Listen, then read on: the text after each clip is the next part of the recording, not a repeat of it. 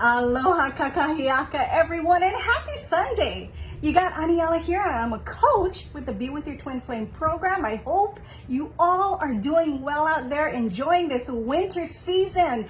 Before we start talking about today's topic, are you pushing the TF away without even knowing?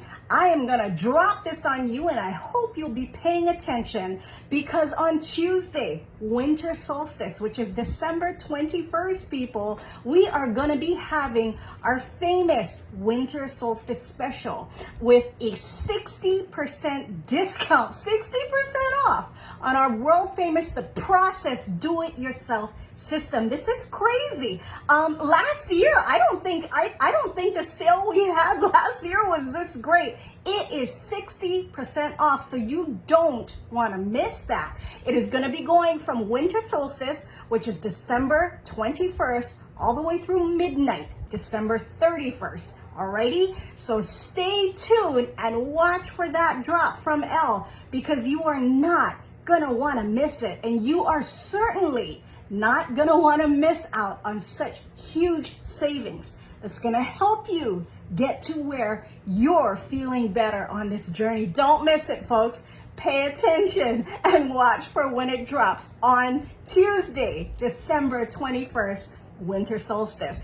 Alrighty, we're talking today about very obvious ways and very unobvious ways that you might be pushing your twin flame away. It's really easy to tell some ways, but it's very difficult to tell other ways. So when we're talking about pushing away, we're talking about the push-pull energy that is crazy on the twin flame journey. And we're talking about pushing out, as you are pushing out and you're pushing your twin flame further away.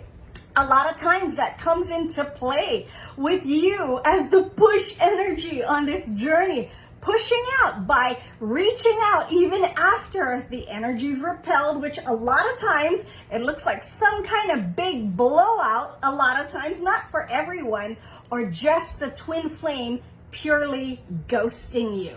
So when you're reaching out even after that happens, of course, that's pushing out. When you're leaving messages, emails, text messages, Snapchat messages, any of the apps that we have in messaging, and you're leaving those messages even though they're not answering you, obviously you are trying to get some kind of response from them. Sometimes you could be leaving a message, hey, I miss you, hey, even, or even just going off and dumping your shit on them. Those are kind of very obvious ways that you might be pushing out and pushing them away. Some of the not so obvious ways, and a lot of people think that, hey, I'm not pushing out if I'm doing these things. We talk about stalking in social media or even in person, when you're kind of going where you know they're gonna be.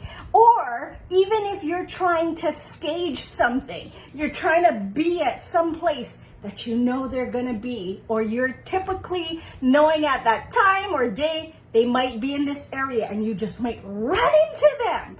Or you're trying to stage or make some type of conversation or situation or reason you need their help. No one else's help, their help, excuse me. And you're trying to use some kind of drama to draw them in. And sometimes it can be including suicide or attempts, even talks of suicide or attempts. Now, those may not be as obvious. I mean, when you're stalking and when you're trying to run into them, either you do or you don't, folks, that still is pushing out.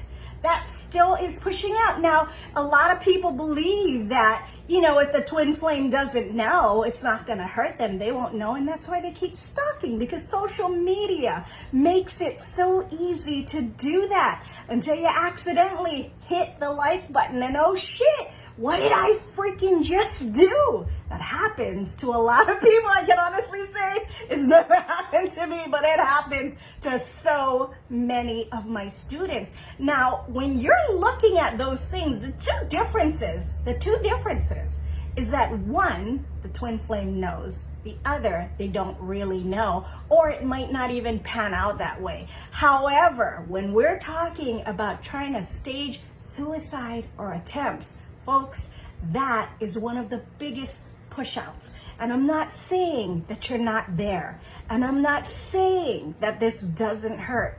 But it is truly, folks, one of the biggest ways you're pushing out, and you will push them further and further away. It's really, really sneaky how this fear-based energy works, because everybody seems to think that if I'm not in contact with them, with her or with him or whomever, they won't know and I'm all good. It is still, folks, it is still energetic, and you are still pushing out, and you are still pushing them away. Any type of obsessive thinking, ruminating, asking about to other people, that's all pushing out. Just because you're not making contact or reciprocal contact with your twin flame, it is still pushing out. Physical and mental awareness does not matter on the twin flame's behalf. It's pushing out. You know you're doing it.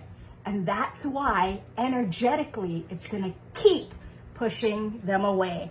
Now, if you are absolutely at your wits' end and you want to start getting to a better place, you're going to have to learn how to stop pushing out. On this journey, folks, that's the only way. Learning how to stop pushing out and balancing your fear-based energy is the only way you'll be able to help yourself get to feeling to a better place, and even present a better place and time and space and energy for the twin flame to come back in. And if you're wondering how to do that, you're gonna wanna pay attention to that sale we got coming up on Tuesday, because it's that important.